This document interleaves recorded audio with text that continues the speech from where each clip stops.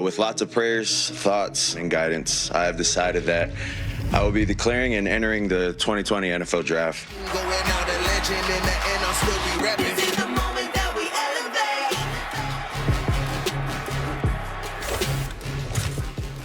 All right, here's the deal. Tua Tagovailoa at one point was considered a sure bet #1 overall pick, but after dealing with a myriad of injuries, specifically his hip, it appears his stock might have fallen a bit, and then all the talk became centered around Joe Burrow out of LSU. But this video has surfaced of Tua working out, throwing, looking healthy, and looking good. So on that note, we bring in our quarterback, Dan Orlovsky. Hi, Dan. What's going on?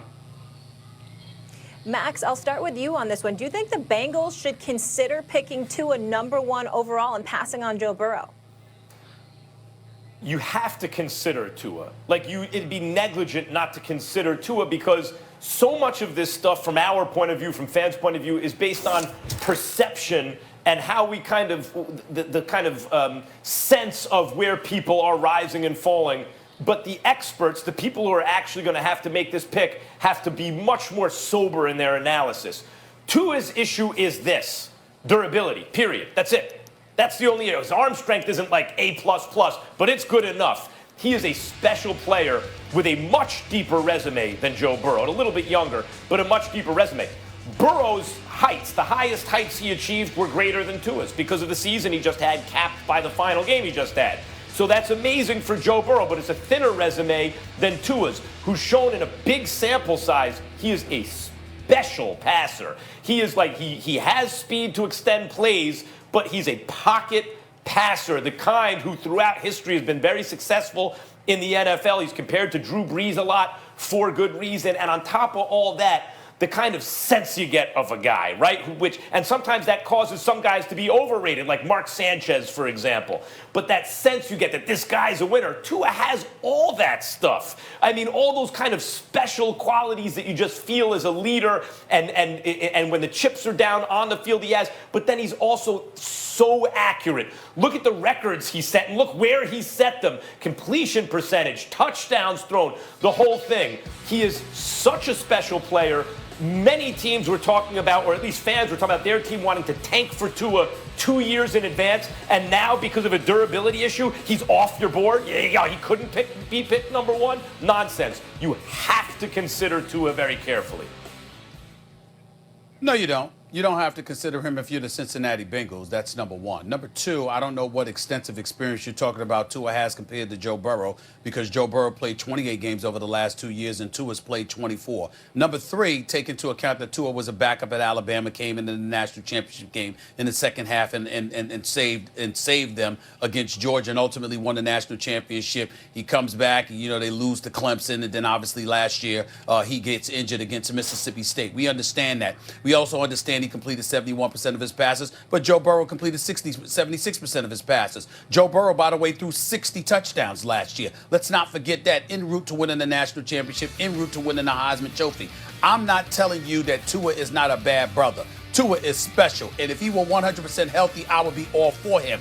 But that hip injury scares the living hell out of me, and that's not the first time he has been injured. You couple that with the fact that Joe Burrow is an Ohio native, and he is somebody that the locals have gravitated to, particularly in the aftermath of that Heisman speech. You combine all of that with what he brings to the table and is proven he brings to the table as a football player. And because we're talking about Cincinnati, meaning Cincinnati, Ohio, the Bengals organization, who should be thankful, who should be on their knees thanking the good Lord every day that somebody is remotely interested in cheering for their moribund behinds. The bottom line is, when you take all of that into consideration, you've got to go with Joe Burrow. If this is Miami, that's an entirely different conversation because Tua's worth that risk. But with so much on the side that you have to consider, if you're the Cincinnati Bengals with an Ohio native like Joe Burrow and what he brings to the table at this particular juncture,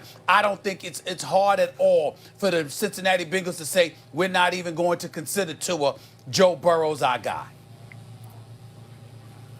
Yeah, I mean, could the Bengals Could they consider Tua? Sure. Should they consider Tua? No. This is an easy pick for the Cincinnati Bengals. Max, everything that you said about Tua glowingly is correct. But I could literally take that and put it exactly under Joe Burrow's name. I want to kind of take apart the narrative of 2018 Joe Burrow, because everyone will say, like, yeah, he had a great 2019, but what was he or where was he in 2018? A couple things that we all need to understand when it comes to Joe Burrow of 2018. One, he transferred to LSU late from Ohio State. He had to transfer late because of the transfer rules. He got there after the freshmen got there at LSU. So that's part of the 2018 story. Second of all, he had not played football in 3 years, and that's when he won the starting job. It had been 3 years since he had been the quarterback, or starting quarterback.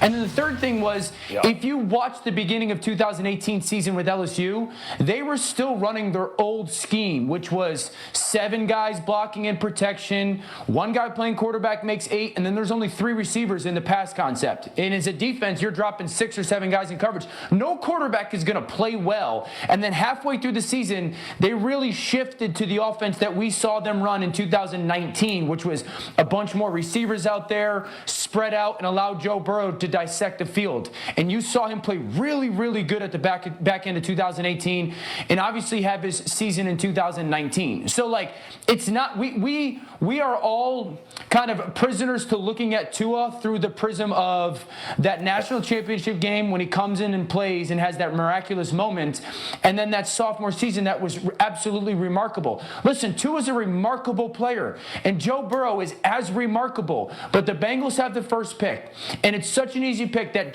Joe Burrow, to me, has the chance to be the next Steve Young type of player, and that's how easy of a pick this should be for Cincinnati. Take Joe Burrow and be thankful that you happen to have their first pick and that special player.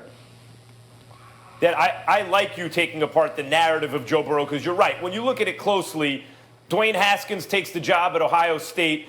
Then he goes to LSU. He's ascending. And then Joe Brady gets there and everything explodes, although Joe Brady's with the Panthers now. And you're right. He could be the next Steve Young. And that would be great. It would make him a Hall of Famer. And I'm not knocking Joe Burrow at all, by the way. I'm just talking about Tua. Tua might be, is compared to Drew Brees. You could argue who's better, Drew Brees or Steve Young. I think Steve Young was my favorite to watch as a kid. But Drew Brees probably had the better overall career. It's debatable, but I think you could easily argue that. The point is, you're talking about 2 excellent quarterback prospects, and I'm not arguing for sure take Tua 1, but should they consider, oh no, it's just a slam dunk, it's Joe Burrow? People are just sleeping on Tua right now, and I get, by the way, a little bit the way they're sleeping on Cam. I get how an injury kind of tarnishes a guy's the way you think about a guy, and maybe Tua will have durability issues. He's only 6'1", and he can move, though he's not like taking crazy chances down the field with his legs or running downfield with his legs usually. Tua, by the way, and I understand why you say the thing about Burrow. Burrow had his job taken and then left, and so Tua took someone's job who then left, and so the feeling is Tua was ascending while Joe Burrow maybe wasn't. I'm not even talking about that sense. I think where people's guts are, the sense of the guys actually is underrating Tua. It's not a knock against Burrow. Nobody's underrating Tua. The only question about Tua is his health. Nobody has watched Tua and has underrated him in any way from a skill perspective. Everybody with 2 eyes sees what Tua brings to the table as a talent. He's an elite passer. He's a national champion. He's a winner. We've all seen it. The question is, if durability is such a question on a collegiate level, whether or not that's going to be the same issue on the pro level, because in all likelihood, it is. And that's the reality of the situation. There's nothing else about Tua the question other than his durability, which is why he said, when he was talking about the scouting combine, when he got interviewed months ago, he said, my objective and my goal is to win the CAT scan and the MRI. Other people are going to win the 40 and all of that stuff. I'm trying to win the CAT scan. You guys and sure the that MRI. Burrow's a better pro than Tua? Are you guys sure Burrow's going to have a better career than Tua? That's really what the teams are asking. I'm not sure. That's what the teams are asking. He has more durability. That's not Here's true. what I do know. The They're top asking 5 about Tua's winningest health. active quarterbacks, only one, Big Ben, played 1 game as a rookie. So we've talked about Tua potentially sitting a year or 2. If he did end up with the Bengals, at least he could sit behind Andy Dalton. They do have a franchise quarterback there. Dan sticking around.